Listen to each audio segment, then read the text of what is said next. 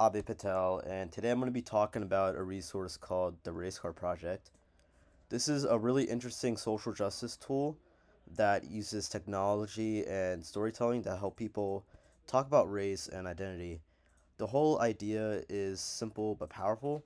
People share six-word stories about race, and I'm going to explain what it is, why it matters, and how it could actually work in a classroom. So, yeah, let's begin.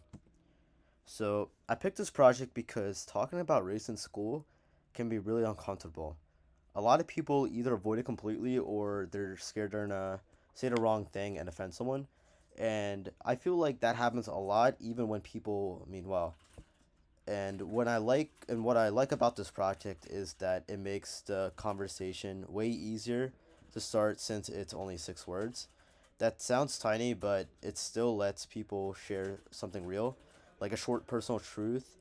And in this presentation, I'm going to go over what the race car project is, how it works, what the goals are, who supports it, what I learned after looking through it, some barriers using it in a class, and then a full example of how the tech could be used in the classroom. And I'll end with my opinion and some question for you guys. So, what is the race car project? So, the race car project was created by journalist Michelle Norris in 2010. She started it by she started it after realizing that people actually do want to talk about race and identity. They just don't know how to begin. And her original prompt was super simple: race, your thoughts, six words, please send. At first, she gave people physical postcards during a book tour, and she thought maybe she'd get a few back, but instead, thousands of people responded, and that's when she realized she had something way bigger. The main idea is that all of us carry race stories around every day, kind of like they're in our backpack. Even if we never say them out loud, they still shape how we are and how we live, how we interact with others, and how we move through the world. So, how it works and how big it is. Here's how it works on the website. People submit a six word outline. They can also add a photo or a little extra explanation if they'd want. And once submitted, the cards get added to a public online archive that anyone can scroll through. What's wild is how big it got. Actually, the archive now has over 500,000 flashcards from all 50 states in more than 96 countries. It also turned into a national conversation tool. It was featured on NPR, and a bunch of communities and schools have used it for events. And it even earned a Peabody Award, which is a big deal in journalism because it showed the project was actually helping people talk about race in a real way. So now let's talk about the goals. The first goal is to make uh, talking about race feel normal instead of taboo, like I mentioned earlier. Norris basically argues that silence about race is part of why racism is still alive, because if no one wants to talk about it, nothing's going to change. And another goal is showing that identity affects daily life, not just history class. A lot of cards aren't just huge dramatic moments, they're about everyday stereotypes, assumptions people make, privilege, discrimination, stuff people experience in real life. It also centers lived experiences. This isn't a teacher telling students what racism is.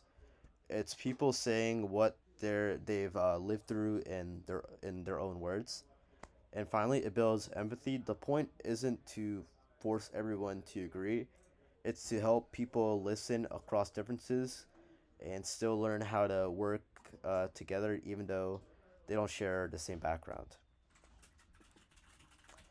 One of the coolest parts of this archive is how many different voices are in it, especially from people who are often in minimized or who are often minimized in schools.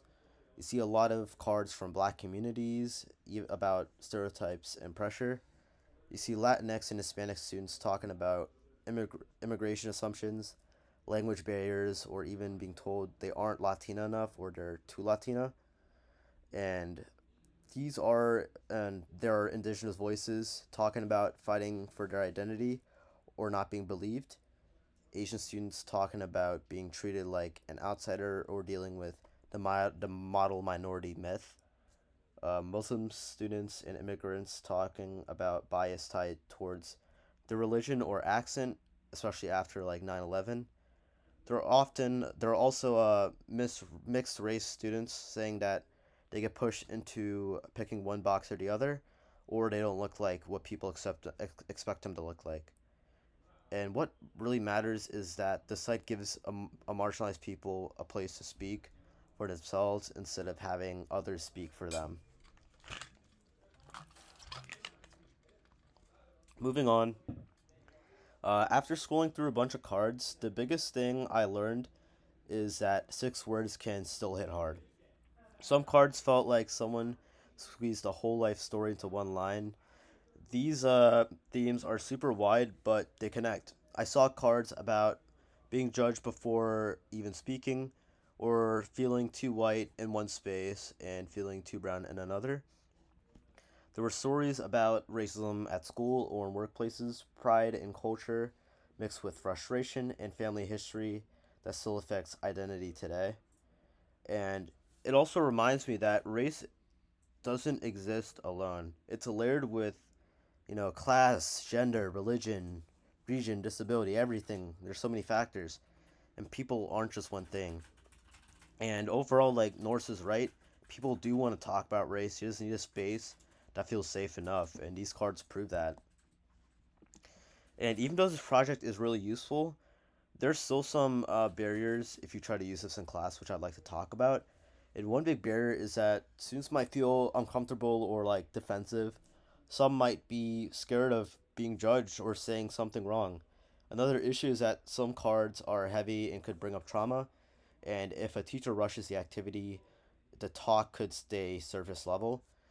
But there are ways to handle that. Teachers could start by setting classroom norms or clear norms like respect, listening fully, no one laughing at someone's story. And students should be able to draft their cards privately first. And they should have an anonymous option if they want. And teachers should also model a card too so students see what honest sharing looks like. And there should always be an alternative for students who aren't ready to share personal stuff. That way, it stays supportive instead of stressful. I'm going to now talk about the tech integration. So here's how the tech would actually work in a classroom.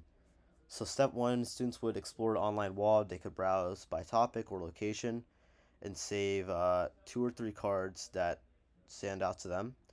Step two, small group discussions. The teacher uh, can guide them through questions like what story might be behind these 6 words, what emotion is, what stereotype or system is being called out. Step three, students create their own cards if they don't want it public.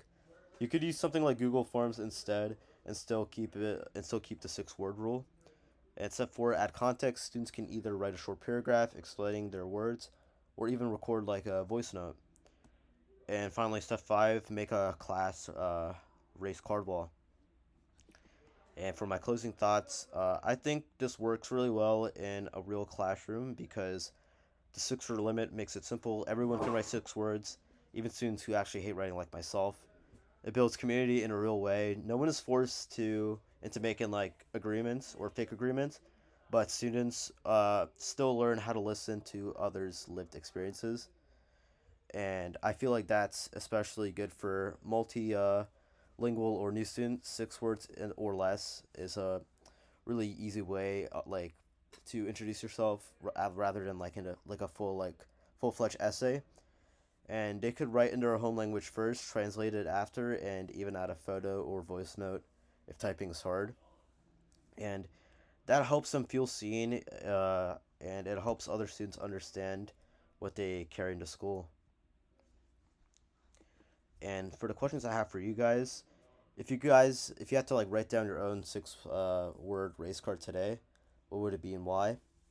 What should a student do if a student's card makes them uncomfortable, but it is still their truth? And finally, do short projects like this actually change minds about race, or do they mostly reveal what people already believe? And here are my citations. Thank you.